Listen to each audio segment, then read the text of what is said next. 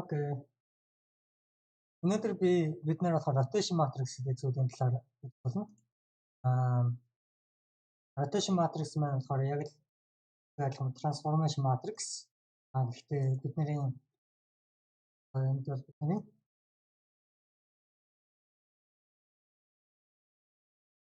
одоо энэ жишээлбэл бидний transformation matrix байлаа гэж бодоход хэд ч үеийн тоонууд намаагүй.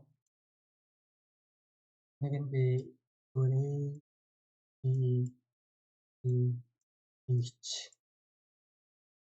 Үүнийг бид нар бол ямар нэгэн векторээр үржүүлэн векторыг x болов y болов тэгээд трансформ хийгдсэн вектор маань гарч ирнэ. Гэхдээ тэр трансформ хийгдсэн вектор маань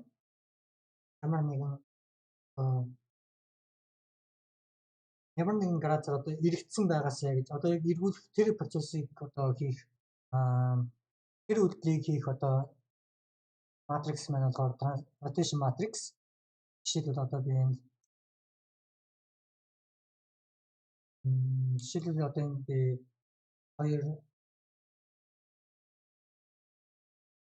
хоёр одоо 0 гэдэг матрикс байлаа гэж бодъё. Вектор тэгэнгүүт 2 0 гэдэг вектор маань бол энд болохоор энд арай л тэрхий бороо газар зарчдаг. Яг гэхдээ ямар ч байсан 2 0 гэдэг маань энэ тэгэнгүүт үүнийг бид нар болохоор rotation хийгээд одоо шил 190 градус эргүүлээд ийм вектор болох. Тийм бол одоо 1 2 гэсэн одоо ийм хариу гаргах. Энэ матриксыг маань rotation matrix энэ 90 градус хэдэн градус гэж хамаагүй үлэх. Тэгээд үүнийг тайлбарлахаас өмнө би бас яаж заах вэ нэлээд бодсон. Яг томьёо нь одоо Википедиар ороод linear algebra гэж linear algebra гэдэг нь шугам гэсэн санаа. Linear гэдэг нь бол sin гэдэг нь бол шулуун 6-аас тэгээд linear algebra. Ерөнхийдөө тэнгууд одоо rotation matrix гэдэг нь болохоор энэ Euclidean-ы координат систем дээр Euclidean гэдэг нь болохоор y z одоо энэ координат систем бидний мэдэх. Энэ одоо орон зайд ямар нэгэн объектыг эргүүлэх одоо ямар нэгэн vertex object гэдэг нь айгүй олон векторууд модель гэдэг нь олон векторууд одоо бидний shape маань бас 5 векторээс тэр object shape одоо хөдөлгөөний маань үс маань 5 векторээс үүсэж байгаа. Тэнгуү тэр 5 векторуудыг тавуулангийн одоо эргүүлэхэд бол бид нэр болохоор одоо rotation matrix гэдэг яг энэ томьёо нь энэ харагдчихэв. Гол зүйл нь бүтцэн гэх юм бол rotation matrix маань ямар байх вэ гэхээр энэ харагдаж байгаа бол бид нэр ямар нэгэн англ гэдэг зүйлтэй англ гэдэг нь бол theta гэж нэрлэдэг энэ тэмдгийг theta одоо энэ theta гэдэг тэмдгээр ихэвчлэн ерөнхийдөө бол хэдэн градусын бэ тэрнийг ерөнхийдөө үнцэг одоо градус машин тийм зүйлийг бол энэ хэрхэлдэг ихэвчлэн. Тэгэнгүүт одоо энэ cosinus theta тэгээд диагонал нь болохоор cosinus 2 cosinus theta нөгөөт нь болохоор хасагс юм одоо y болохоор энд болохоор хасагс theta энд болохоор sinus theta энэ дөрвөн зүйл маань одоо яг өнөөдрийн бидний хоёр хэмжээст матрикс бол rotation matrix. Rotation matrix-ад бид нэр одоо ийм бүтцээр үүсгэнэ гэсэн үг. Гэхдээ энэ cosinus sinus гэдэг зүйлийг би одоо яг яаж тайлбарлах нь жоохон хэцүү байгаа.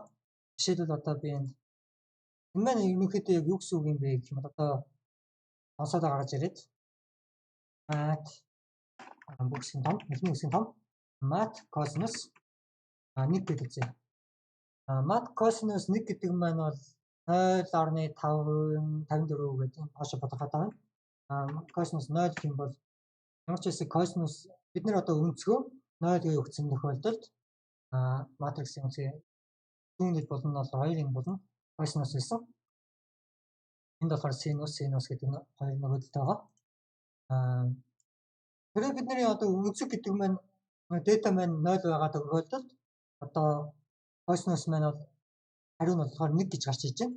Дэшигээ 1 гэсэн үг. Ерөнхийдөө cosinus маань 0 байгаа үед одоо үнцэг маань 0 байгаа үед Тэгээ нэг эсрэг нь болохоор синус маань болохоор ерөнхийдөө бас ерөнхийдөө маш ойролцоо. Гэхдээ би нэг яг яаж тайлбарлаа яг хэлж мэдэхгүй байна. Синусийн 0 нь болохоор 0 гэж байгаа.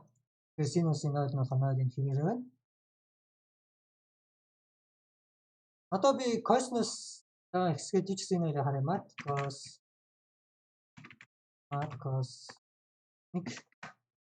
1 гэхэд 0.5 синус 0.8. Ерөнхийдөө бол косинус синус маань яг үндсэндээ бол wave Google-с харах юм бол синус wave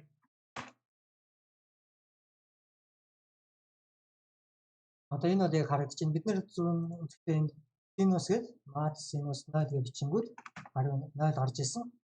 Тэнгүүд энэ зурган дээрээс одоо харах юм бол синус гэдэг маань бол function x гэдэг variable авна. Тэгээд синус маань 0 байгаа үед энд 0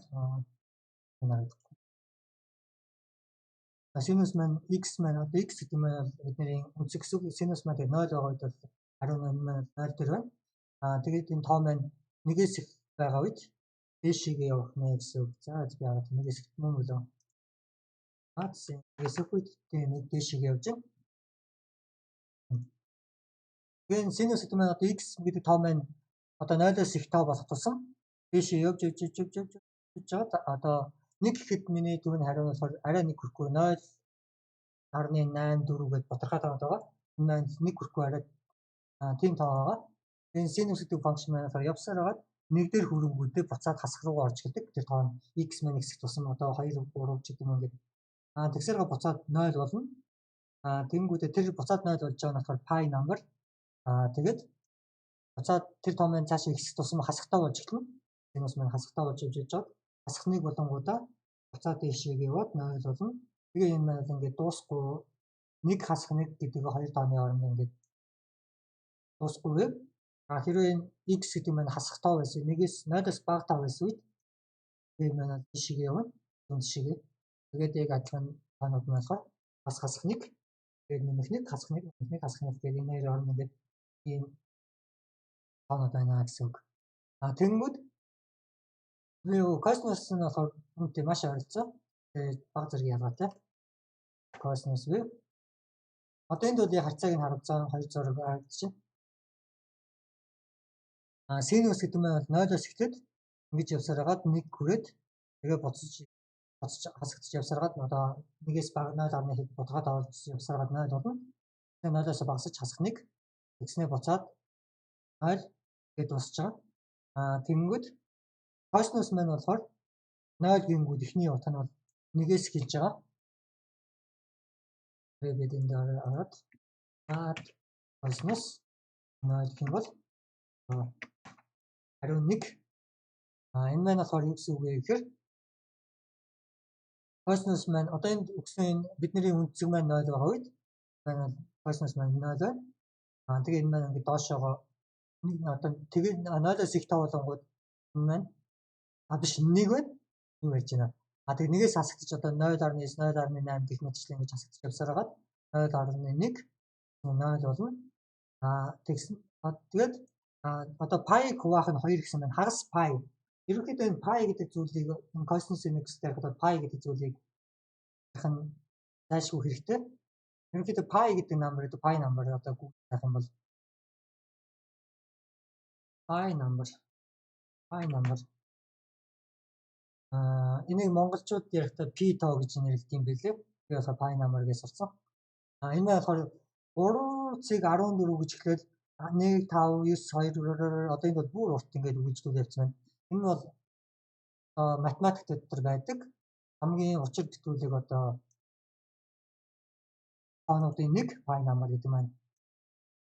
Энэ пай number одоо 3-ыг 0.4 гэдэг одоо 3-ыг 1.4 яараа гэдэг гэдэг энэ бодготойг одоо ханаас гаргаж ирсэн хин гаргаж ирсэн бэ гэхээр жишээлбэл ямар нэгэн тойрог байлаа гэж бодъё. Би чатахаар зурдаг энэ хоёрын хэмжээтэй радиус нь яг тэрэн дээрээс дээшээ 2 гэсэн. Тэгээд энэ бүх тал руугаа энэ хоёр хэмжээтэй яг энэ тойрог байлаа гэж бодъё. Тэгэхэд энэ тойргийг нь одоо бид нэр ямар нэгэн зүйлээр хэмжээд одоо энэ одоо утсаар ч юм уу ингэж ямар нэгэн тойргийн хэмжээг аваад утсаар ингэж тойруулаад утсаа татах юм бол ингэж 1 см урт байна гэж гарч ирнэ. Тэнгүүд тэрний диаметр гэж байгаа. Энэ хоёрын голлынх нь одоо энэ диаметр гэдэг маань радиусыг нь хоёроор үржүүлсэн байсан гэсэн үг. Нэг тал нь энэ маань радиус. Тэнгүүд радиусыг хоёроор үржүүлэхээр диаметр гараад ирнэ. Ямар ч одоо тойргийн энэ тойргийн уртыг нь диаметрт нь хуваахад 3,1,4 гэж саяны үргэлжилсэн тавд гарч ирдэг. Энэ тойрог нь ийм том байна уу? Эсвэл ийм жижигхэн байна уу хамаагүй машины дугуй, цаг, гэртээ байгаа аяг маяг бүх юм ингээд туршаад үзэж болно. Уртын хэмжээг аваад, диаметрын хэмжээг аваад тооны машин дээр хуваагаа үзэх юм бол 3,14 гэх мэтчлэн саяны энэ тавд гарч ирдэг. Тэгээ энэ яагаад тийм учир битүүлэг тоо юм бэ гэхээр энийг бол бид нэр олсон бүх одоо юмнаас ямар ч юм дээр туршаа үзсэн энэ тоо гарч ирнэ. Үүнийг бол ямар нэгэн хүн зохиогоогүй. Тэгээд үүнийг яагаад учир битүүлэг гэж нэрлэдэг вэ? Жишээлбэл бид нэр 10-ыг хуваах нь 3 гэх юм бол энэ маань 3 бүхэл одоо хуваагдана.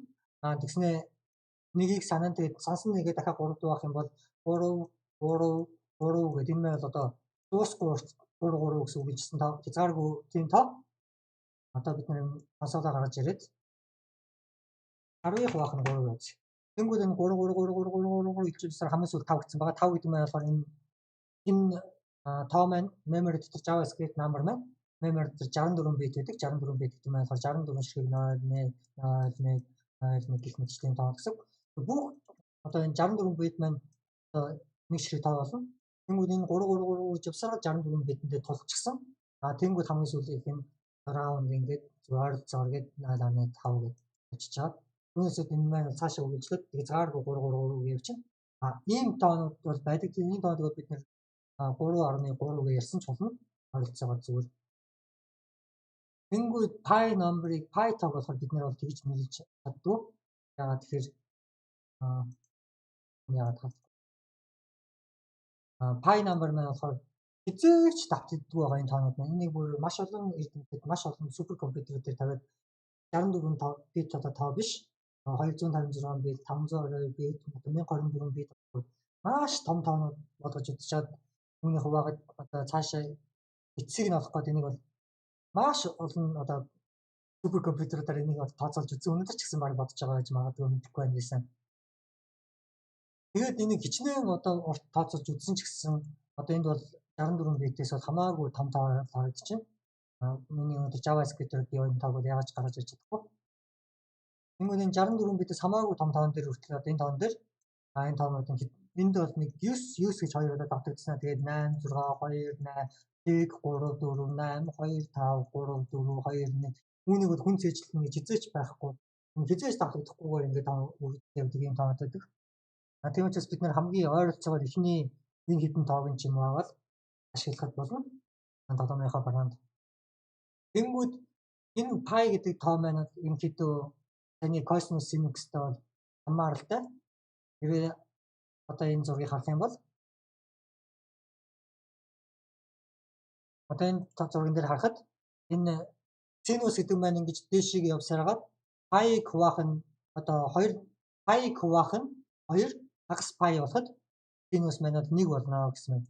Тэгээд энэ тоо маань явсараад pi number одоо 3,14-гээ саяны тоо болоход энэ Sinus маань буцаад 0 болно гэсэн. Тэгээд одоо 1.5 1.3 одоо энэ бол 3 pi хуваах нь 2 гэсэн байна. Миний бодлоор pi-г үуч 1.5 гэсэн хамаагүй хэлбэр. Яг тэр энэ 2 ширхэг ба. Тэгээд 1.5 гэдэг нь 3 болох гэсэн. Тэгээд энд бол одоо асах 1 гэдэг тоо гарч ирнэ. Тэрээр бид нэр одоо энд math гэдэг үзэх юм бол энийг бол математикийн хэлэнд constant гэж нэрлэдэг. Би JavaScript-ийнхаа читрийн заасан хичээл дээр би бол constant гэдэг зүйлийг ярьсан. JavaScript, ECMAScript 6 маань бол 6 стандартаас хойш JavaScript параметр нь const гэдэг үг нэмэгдсэн гэж.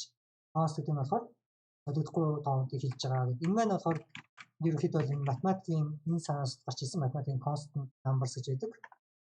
Түүний нэг нь болохоор pi. Одоо энд бол хамгийн ихний ойролцоогоор нь одоо ийм хэмжээний байхад хангалттай нэгэн тооныг авсан байна.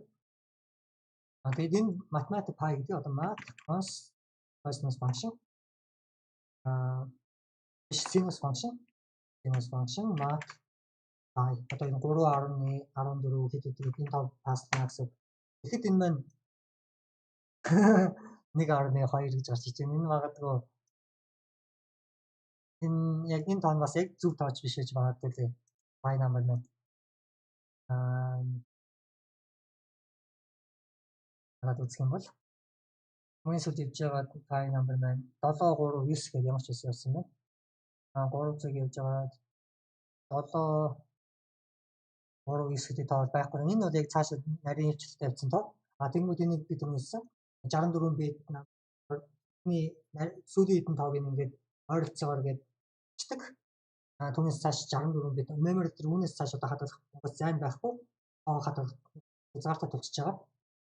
64 бит маань одоо энэ JavaScript параметрт бүх number гэдэг тоонууд маань 64 ширхэг 0.01 гэсэн баярын тоолын системийг маань бол ингэж хэлсээр байгаа. Энэ нэгт 2 бит 3 5 бит 6 бит ингэж удаад 0.1 ч гэдэг юм эсвэл 64 ширхэг ийм 64 ширхэг 0.1 гэсэн тоонд нийлээд энэ JavaScript-ийн тоонуудыг үүсгэж байгаа. Тэгээд энэндээ тулцсан учраас сүүлийнхэн тоог ойролцоогоор авчиж байгаа. Бид нэр тарсан. Энэ болохоор 10-ыг хуваах нь 3 гэнгүүт хамгийн сүүлд 3 5 гэдээ дууссан байгаа. Энэ бол 5 биш 3 3 3 3 3 гэх хязгааргүй юм бид нар мэдчихэж байгаа. Яг үнтэй адилхан энэ team проблемээр болоод энэ 1.2 гэдэг тоол гарч ирээ гэж би бол бодож байна. Үндсэндээ бол яг энэ яагаад вэ гэхээр би энд байгаа зургийг зөв гэдэгт бол итгэлтэй байна. Хаана вэ? Энэ зургийг бол зөв гэдэгт бол би итгэлтэй байна. Sinus гэдэг нь бол ихтэй 0 байгаа үед бол 0 байна. Тэгээ явсаар хагаад хагас pi болоход тоо маань одоо x нь 0.1 гэхэд бол энэ дээр нь явсаар 0.345 явсаар хагаад хагас pi гэдэг маань эндээ 1.1 ч юм уу би одоо яг хэлж мэдэхгүй байна. Энд бол mat pi ваахан 2 1.57 гэдэг иймэрхүү тоо гэсэн үг. Иймэрхүү тоо болж өсгөд sinus гэдэг функцийн маань 1 гэдэг тоог бол буцааж өгнө. Тэгээд үүнээс их тоо болонгууд буцаад одоо 0.98 гэдэг ч юм ингээд доошоо явсараад 1 pi болоход энд бол pi number харагдаж байна. Энд бол pi number буцаад 0 болно. Тэгээд pi-аас их тоо болонгууд хасахныг болж яваад 2 pi гэхэд буцаад 0 дээр ирнэ. Энэ 2 ширхэг pi. Тэгээд энэ маань ингээд цаашаа явна гэсэн үг. Cosinus нь болохоор эхлэх цэг нь өөр нэгээс эхлээд 0 болно. Хасахныг болно. Тэгээ яг энтэй адилхан ийм хоёр function cosinus нэг хоёр бол ингэнгүүт бидний одоо rotation matrix дээр болохоор rotation matrix гэдэг нь болохоор бид нэр одоо тэдэн градусаа өгчөнгүүт тэр нь болохоор тоон бидний x одоо утгах гэсэн үг. Тэр тоог паслангууд энэ одоо матриксыг үүсгэн. Үүнийг би бол нарийн яг тайлбарч мэдэх байна. Үүнийг нарийн хэрэгс олохыг хүсэх юм бол одоо trigonometry ангид ч юм уу эсвэл академи ч юм уу өөр видеонаас нэр бах яг яаж яах вэ? Үндсэндээ бол миний толгойн дотор бодоход бол cosinus sinus гэдэг маань үндсэндээ нэг тойрог. Тэгээд x y координатыг одоо энэ cosinus sinus одоо харах юм бол энэ cosinus sinus гэдэг маань бидний x base vector нөгөө y маань болохоор sinus нь хасах болсон байгаа. Энэ бол бидний base y base vector. Тэгээд энэ дээр болохоор cosinus sinus нөгөөд нь болохоор sinus cosinus байрны зүгтсэн байгаа. Cosinus sinus нөгөөд нь болохоор sinus cosinus sinus cosinus нэрийн байрны зүгтсэн. Гэхдээ ялгаа нь болохоор энд хасах тэмдэгтэй байгаа. Тэгээд энэ маань болохоор бидний хасах тэмдэгтэй байгаа маань бол цагийн зүүнний эсрэг дагуу rotation эргүүлнэ. Хэрвээ цагийн зүүнний дагуу эргүүлэхийг хүсэх юм бол үүн дээр нь энэ хасах тэмдгийг нэмэх болгоод энд хасах тэмдэг тавьчих юм бол rotation маань бол цагийн зүүнний дагуу ирнэ гэсэн үг. Тэгээд бид нар бол энэ математикийн юуг нь бол дагна. Теорем гэх юм ааш онол үүдээ нэгдсэн одоо стандарт маягийн зүйл. Тэрэн дээр бол энэ cosinus-ыг хасгаар тавьсан байна. Тийм учраас бид нэр үүнийг нь ашиглаад cosinus бидний rotation matrix-а бичнэ гэсэн үг. Энэ доошо Википедиа дэлгэрэнгүй ингээд цаашаа унших юм бол энд бол ингээд тайлбарлагдсан байгаа. Би өмнө санашаагүй. Ерөнхийдөө бол энэ болохоор бидний одоо үнцэг бид нар ямар градусаар одоо ингэж эргүүлэх гэдэг байгаа. Энийг ийшээ ч юм уу ингэж эргүүлэх гэж байгаа бол энэ үнцэг маань бол theta одоо хэдэн градус эргүүлэх гээд байгаа утга маань гэсэн үг. Энэ маань theta. Тэгээд энэ утгаараа бид нар одоо саяны косинус синусыг хоёр ялгаа дээш нь доош нь болоод векторуудаа өөрчилнө гэсэн үг. Тэгээд доор энд харах юм бол энд одоо хүмүүсийн санаад авчаад илүүдэхгүй гэсэн байдлаар практик дээр хамгийн их ашиглагддаг. 3 ширхэг одоо rotation matrix-ийг бичсэн байна. Жишээлбэл энэ 0 1 хасах 1 0 гэх юм бол энэ маань бол бидний одоо base coordinate-ыг маань 90 градус зүүн тишээ эргүүлнэ гэж байна. Хэрвээ бид энэ бодоо үзэх юм бол base vector маань доошоо энд бидний одоо гол координат маань энд байлаа гэж бодоход доошоо 1 энэ маань болохоор бидний base vector. Тэгээд энэ маань болохоор бидний base y vector. Base y нь болохоор хасах 1 0 гэж байна. Тэнгүүд y координатыг бид нэр ингээс болоод бид нэр base координат base vector-ууд одоо өөрчилсөн. Y нь одоо энэ шүү ийшээ заасан энэ одоо y. Доошоо заасан энэ нь болохоор x координат нь болчихно. Тэгээд энэ матриксээр одоо бид нэр векторыг үржүүлэнгүүт бидний base vector маань зүүн тишээ 90 градус ирнэ гэсэн. Яагаад зүүн тишээ гэхээр энэ counterclockwise гэжсэн байна. Counterclockwise гэдэг нь болохоор цагийн зүүнээс давуу гэсэн. Тэгээд одоо энд бол дараагийнх нь болохоор бас нэг өөр вектор байна. Хасах 1 0 x вектор нь нөгөөдийн болохоор y вектор нь болохоор 0 хасах вектор. Энэ бол бидний origin байлаа гэж бодоход энэ x вектор нь хасах 1 0 гэдэг нь болохоор ийшээ заасан вектор болно гэсэн үг. Тэгэнгүүт дараагийн y вектор маань болохоор 0 хасах 1 гэдэг маань бол энэ. Тэгэхээр бид нэр одоо дээшээ байсан одоо бидний энэ байгаа координат систем нь y координат нь дээшээ зааж байгаа.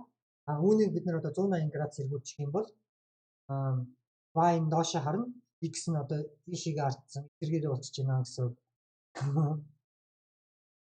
Ингээд бид нэр одоо base vector-уудаа өөрчилж байна. Энд бол тэгээд 3 ширхэг одоо юу бичсэн байна? 90 градус өөрчлөлт 180 градус эргүүлэх 270 градус эргүүлэхэд бол ийм одоо эдгээр бол constant гэдэг шиг матриксууд rotation matrix тэр зүйлийг бол үүсгэж болно.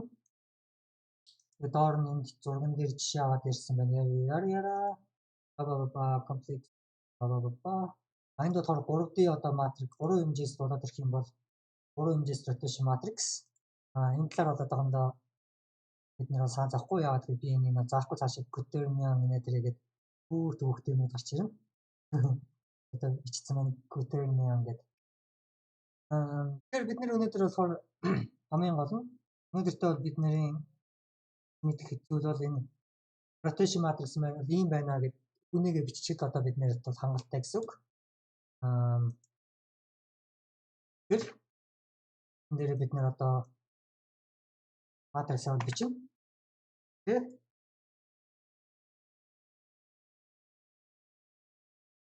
Rotation matrix. Create би тийм бичмээ. Бас create одоо бидний create гэдэг одоо энэ шинэ instance үүсгэж байгаа методууд байгаа. Үүнийхэд бид нар энэ create identity гэдэг матрикс үүсгэсэн. Түүний хажууд орно. Create rotation matrix. Rotation matrix. За матриксын матрикс заах бичдэг. Create rotation matrix энэ angle гэдэг зүйлийг авна. Angle гэдэг нь түүний бидний data гэдэг сурцсан байсан зүйл. Тэгээд энд хэлсэн. Тэгээд дотор нь бид нэр cosinus value энэ болохоор not cosinus ингээд бид нар пасч чинь. Дараа нь болохоор sinus result чи result гэдэг нь үр дүн гэсэн харин result sinus result энэ дээр болохоор sinus function ашиглана. Тэгээд return cosinus энэ нь болохоор хасах sinus гэж санаж байгаа бол энэ болохоор y одоо base vector-ийн sinus нь хасах тэмдэгтэй хоо одоо тэгэхээр бодлогоорот хасах sinus result дараа sinus result дараа нь cosinus авт. Ингээд одоо бид нэр rotation matrix үүсгэж чинь яг үүний оронд бол ингээд бичиж болно.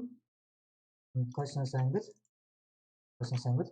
Тэгэхээр cosinus гэдэг одоо энэ function маань удаан ажилладаг учраас би энийг 2 удаа ингэж хиймээр байна. Тийм учраас би cosinus resolve гэдэг variable-оор сэвэлж аваад яг тийм нэг биш пастад одоо бид нэр rotation matrix үүсгэж байна гэсэн үг. Гэхдээ энэ дээр нэг юм нөхөр angle гэдэг зүйл байгаа. Angle гэдэг нь болохоор түрүүн харсан бол cosinus гэдэг function маань болохоор pi number аав гэсэн би. Pi болоход одоо sinus маань бол үпс нэг яаж ярих вэ?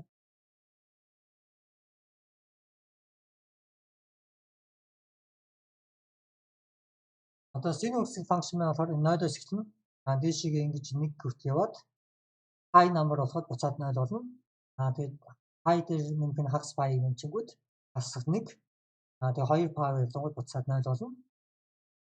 Гэхдээ энэ одоо өнцгөн cosinus гэдэг function дамжуулахдаа бид нэр 90 градус гэх юм уу 120 градус гэдэг юм уу эсвэл 70 градус 45 градус ингэж бол мэдээгүй pi гэсэн утгаар гэж байгаа pi гэдэг маань үндсэндээ бол яг математикийн ихэнх зүйл нь бол pi гэдэг маань үндсэндээ хагас тойргийг бол pi гэдэг. Таны cosinus sinus-ийг харах юм бол sinus маань дээш ингэж яваад хагас pi болоход 1 болно. Доошоогоо цагаад 0 болж байгаа. Энэ маань хагас pi маань бол нэг хагас тойрог гэсэн үг. Дахиад нэг хагас pi маань дахиад нэг хагас тойрог. Тэгээд 2 pi маань бол бүтэн математикийн нэг бол tau гэж нэрлэдэг. Tau гэдэг хэдтийн бас айгүй том философи байгаа. Tau гэдэг маань үндсэндээ бол хэдтийн бас одоо би хэлж байна. Tau гэдэг буруу хичээд байна.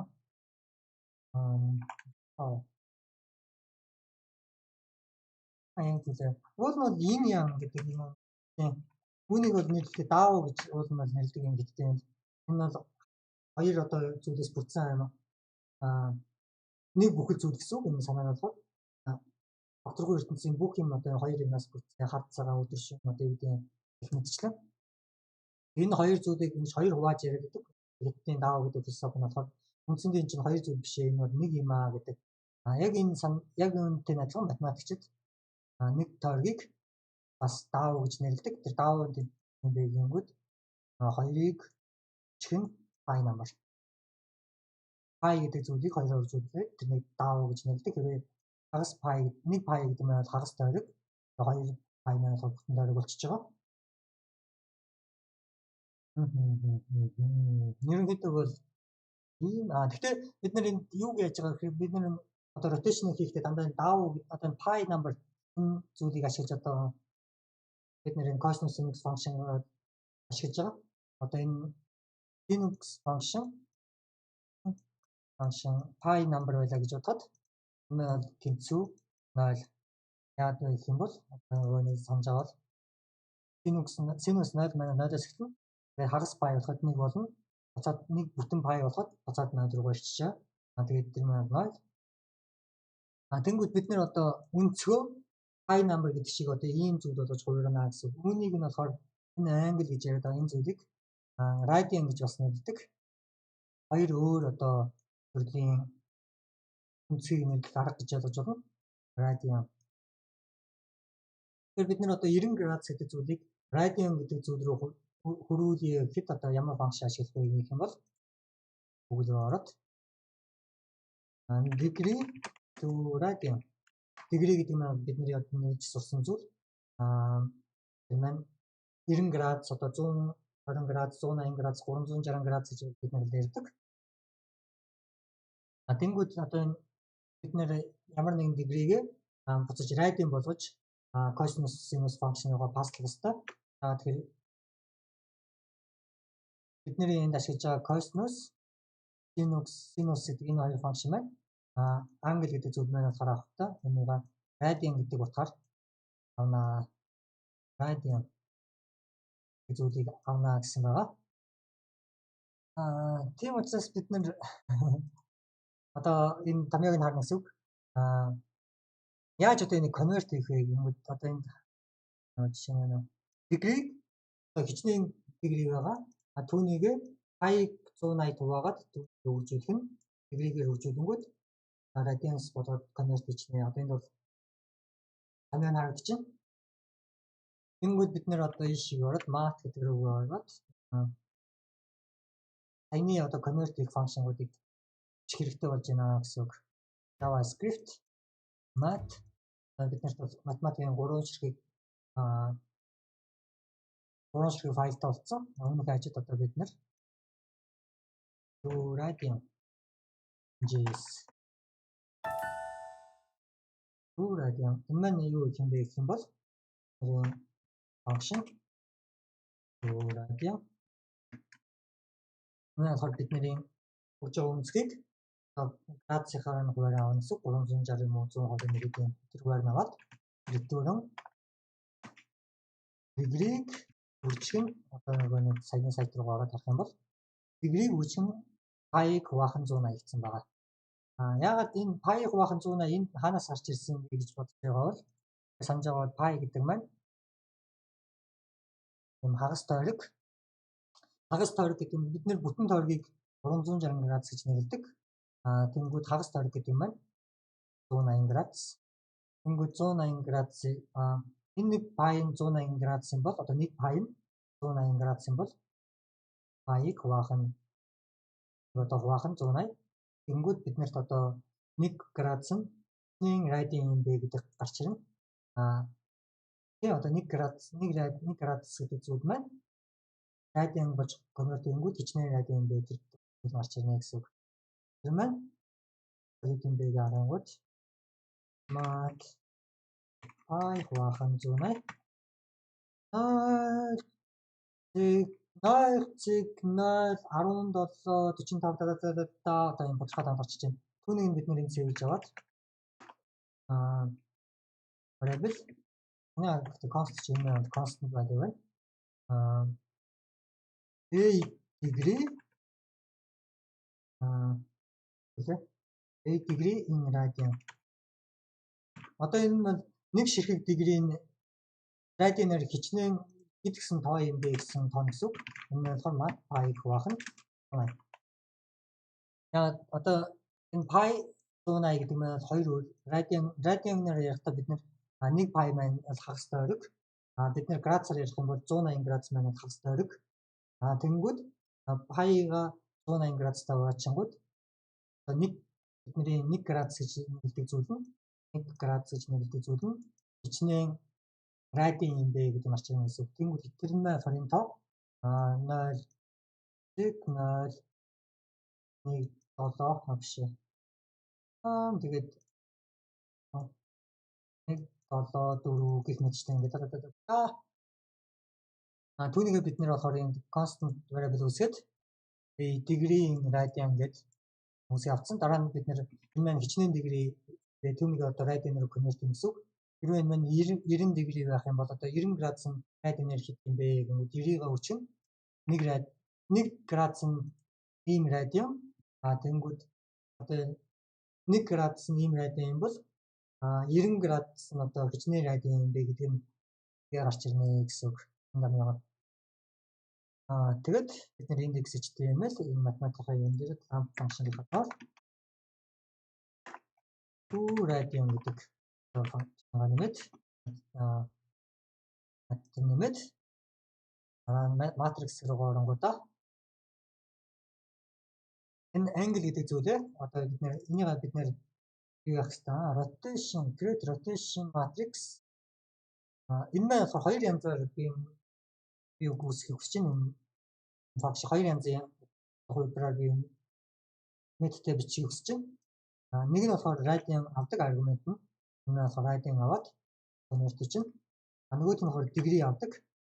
Create rotation matrix using degree хүнийг яаж одоо using degree за энэ маань их л урт нэртэй функшн болж байна да. Яг гэхдээ энэ бол гэхдээ сайн практик. Зарим хүмүүсийн дургүй хийж бас магадгүй. Ерөнхийдөө бол дараа нь энэ кодыг эргэж харахтаа бид нэр ямар ч коммент илүүддэг юм шиггээр функшныхаа нэрийг харахад энэ функшн маань юу хийж байгаа юм бэ гэдгийг өөрөө тайлбарладаг байхаар функшны нэр нь тийм байх нь сайн. Миний параметр одоо юм бол параметр одоо юу гэдэг миний одоо шашин гэх юм уу философи гэх юм уу тийм зүйл. Тэр энэ return одоо энэ функшныг ашиглан return create rotation matrix. Тэгээд бид нэр энэ болохоор using degree гэдэг нь болохоор degree авч байгаа энэ болохоор 90 градусаар эргүүлэх юм уу тийм таавна гэсэн үг. Тэр юм уу 180 градус 120 хасах 50 градус хасах 100 градус хамаагүй. Энэ degree-гээ бид нэр радиан болгоод одоо энэ функшн руугаа паслчнаа гэсэн үг. Гэхдээ бид нэр энэ бичсэн функшн ашиглан 2 радиан энэ degree-гээ аваад энэ 2 радиан гэдэг нь радиан одоо энэ хоёр функшн маань бүр одоо уншигдэж байна. 2 радиан гэдэг нь болохоор degree одоо хэдэн градус юм бэ түүнийг авна. Тэгээд буцаагаад тэр хэдэн одоо градус гэдэг degree маань радианаар буцааж өгнө гэсэн үг. Англи одоо бидний энэ үнцэг маань одоо энэ үнцэг маань хэдэн градус гэдэг жишээл 40 градус байлаа гэж бодоход бид нэр 2 радиан гэдэг функшн руугаа өгөнгүүт маань хичнээн радиан буцаагаад радиан болгож өгнө.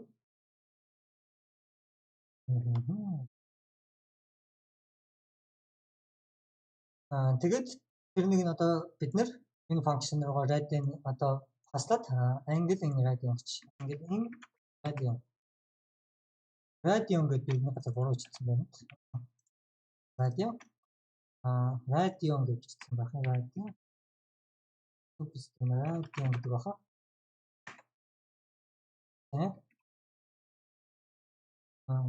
Радианс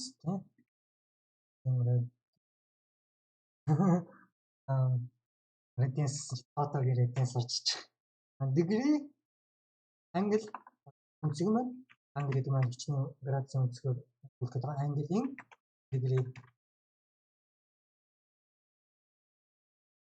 одоо degree-гээр градусын үнцгийн түүнийг авна. Тэр авсан degree-гээ радиан болгож өгрөөд функшнгаа пасч чинь энэ нь болохоор радианы аваад бидний rotation matrix-ийг construct хийгээд өгнө гэсэн үг. Зөө. Тийм. Ерөнхийдөө баг ингээд болцсон санагдаж байна.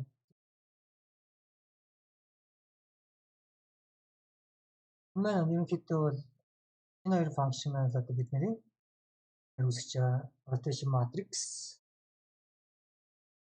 Гэтэ би нэг зүйлийг бол одоо санах байна. Бидний аль хэдийн өмнө existing одоо matrix ямар нэгэн matrix байлаа гэж бодоход тэр existing matrix rotation хийхгүй л бодож байна. Ерөнхийдөө энэ маань байхад бол боломдоо баг хааштай. Дараа нь би энэ дээр нэмж бас метод нэмж бичиж магадгүй. Тэрнийг бол дараагийн хичээлээр хийх. Тэгээд өнөөдөр бол бид нэр rotation matrix гэдэг зүйлийг бол нэмж бичсэн. Rotation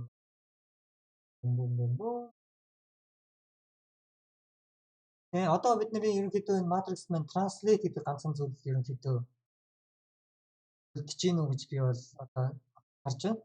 Translation matrix scalar гэдэг нь болцсон. Rotation matrix байна болцсон. Энэ түүнийгээ би доор нь чи.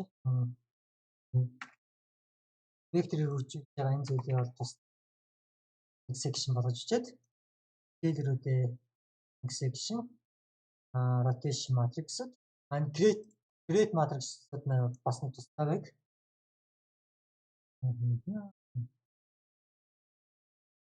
Одоо ерөнхийдөө болцсон харагдаж байна. Юугээр нэг хилээд дуусгая дараагийн хичээл уулзлаа шүү дээ.